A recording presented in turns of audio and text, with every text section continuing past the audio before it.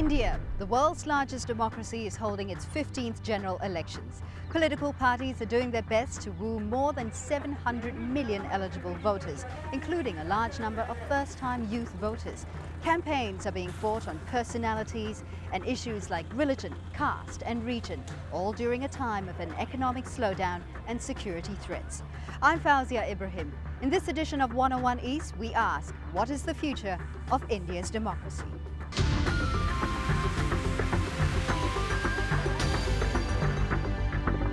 India's politics has been dominated by coalition groups led by the Congress Party and the BJP. But today they're facing increasing pressure from a so-called third front, a group of regional parties that's threatening to upset the balance of power. Chantal Cho reports on a growing momentum that's fragmenting Indian politics.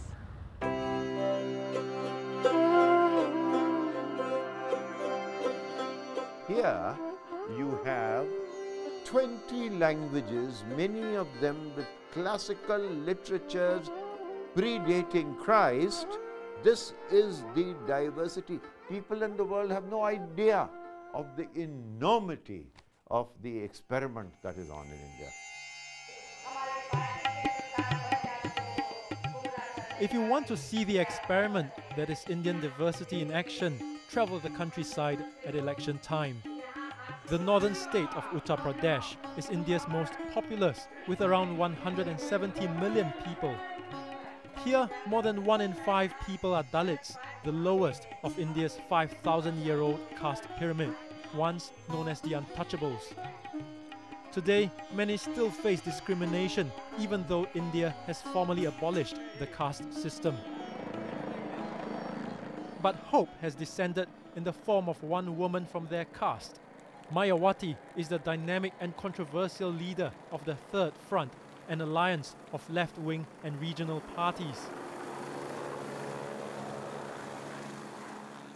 Appealing to the Dalit vote bank, her Bahujan Samaj Party, or BSP, swept to power in the 2007 state elections here.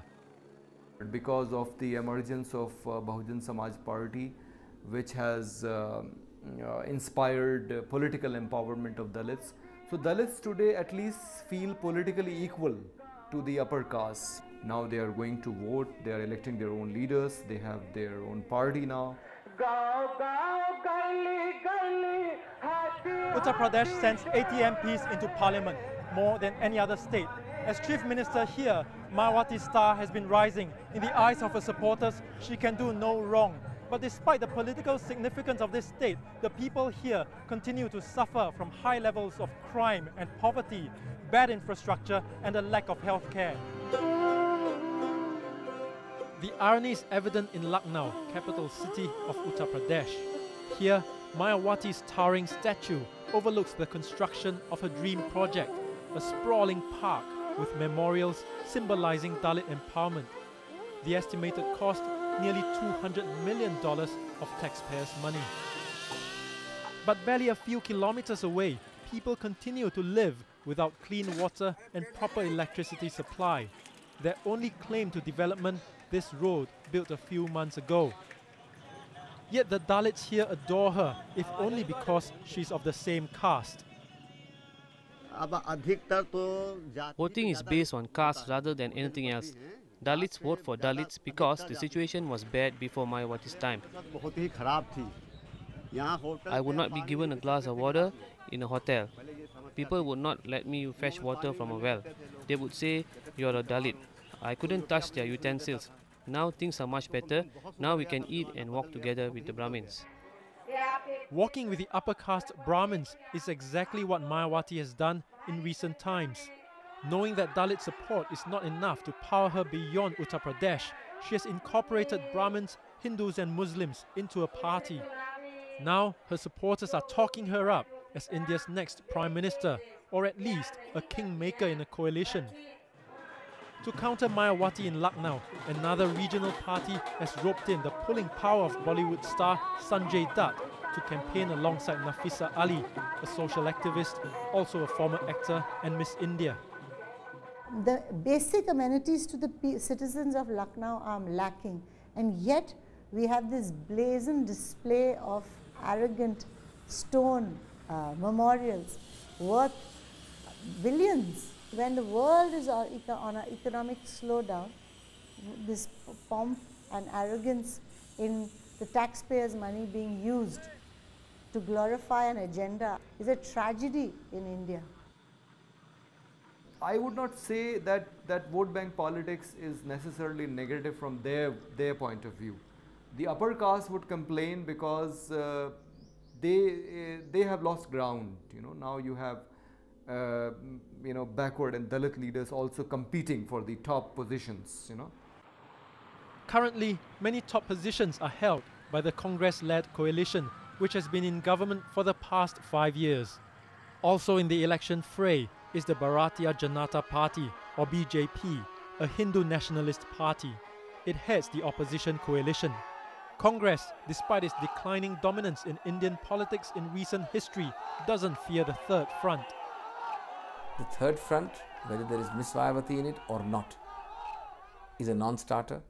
It has happened earlier that the people have rejected all the instability associated with the third front. And I can tell you that Ms. Mayawati's presence at best is limited to UP, and in UP is highly exaggerated. I think she will end up shriveling into a narrow regional party. From the Congress, Prime Minister Manmohan Singh is aiming for another term in a campaign led by the charismatic Gandhi family, party president Sonia Gandhi and her son Rahul, seen by many as a future PM. With 2/3 of Indian voters below the age of 35, Congress is banking on its youthful appeal. The charisma of the youth, the hopes and aspirations of the youth. It started with Rajiv Gandhi, and you have the same sentiment with Rahul Gandhi. He symbolizes that aspiration. What is the Rahul Gandhi card? Rahul Gandhi has been a member of parliament for the last 5 years. What's the card? It doesn't work, because if you look at the history of Rahul Gandhi's charisma, the number of seats which have been won by Congress where he has campaigned is not even 20%. Instead, the BJP has hung its hopes on 81-year-old LK Advani as prime ministerial candidate. Advani is known for his role in a campaign to build a Hindu temple on the site of a mosque demolished in 1992, leading to religious violence. This happened in the city of Ayodhya in Uttar Pradesh, now home ground to Mayawati. Mayawati certainly is a challenge for BJP, like some other political parties, regional political parties. And alliances with these regional parties have become critical in the tussle for power between Congress and the BJP. Look at the huge mosaic of India is all held together by these compromises. We can't have a dictatorship here. It has got to be this lumbering elephant, coming, moving slowly, deftly, but getting there in its own time. And over this time, as India's diverse population seeks better representation in government, coalition politics looks set to define the political landscape. For more on the future of India's politics, we are joined by 3 distinguished guests.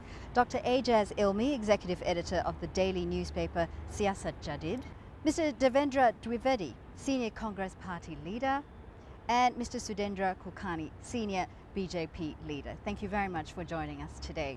Ajaz, if we can start with you. In this election, we've seen the rise of the third coalition, which is a coalition of a lot of the regional parties. What's the main reason behind this rise in popularity for this coalition? This election is singularly defined by the lack of one single potent issue.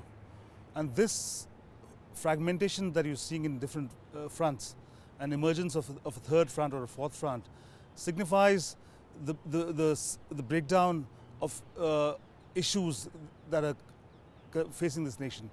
Mr. Devendra, you're losing a lot of regional allies. Now, they say that you've been in power, well, you've dominated Indian politics for 135 years now, and you've lost touch with the electoral vote. Would you agree? No, that's not true. What is happening is that there is something called democratic dynamic and political dynamic. Democracy is not a static thing. And as a matter of fact, success of participatory democracy in India means that those who have been marginalized for centuries are moving to the center and asserting. Therefore, this identity politics based on caste and religion has introduced what is called vote bank politics instead of vote politics. I regard it as a passing phase, because at the end of the day, it is a citizen who votes and not a Hindu who votes or a Muslim who votes or a member of the caste who votes. Sure, but and it therefore, does mean that if you're losing regional no, allies, no, as a matter of fact, this is a turning point. These parties do not have faith well, in your what party. I'll tell you what, so far as third front and fourth front are concerned, that is the beginning of the end of these forces in this election. And mark my words, because there is a mismatch between the enlarging ambitions of these parties, national ambitions, and shrinking space, political space in their own respective regions. Mr. Sudhindra, the BJP has also lost regional allies. You've lost representation in 2 key southern states. Does this mean that your coalition partners no longer have faith in the BJP? It's not true at all. In the last 3 months alone, we have got 3 more allies. Today, the BJP and our National Democratic Alliance is the only pre-poll alliance in this election. There is no pre-poll United Progressive Alliance. There is Third Front doesn't exist.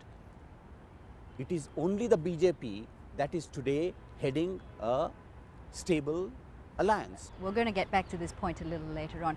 We're going to take a short break now. When we come back, we'll hear from Indian voters and what they hope this election will achieve for the nation.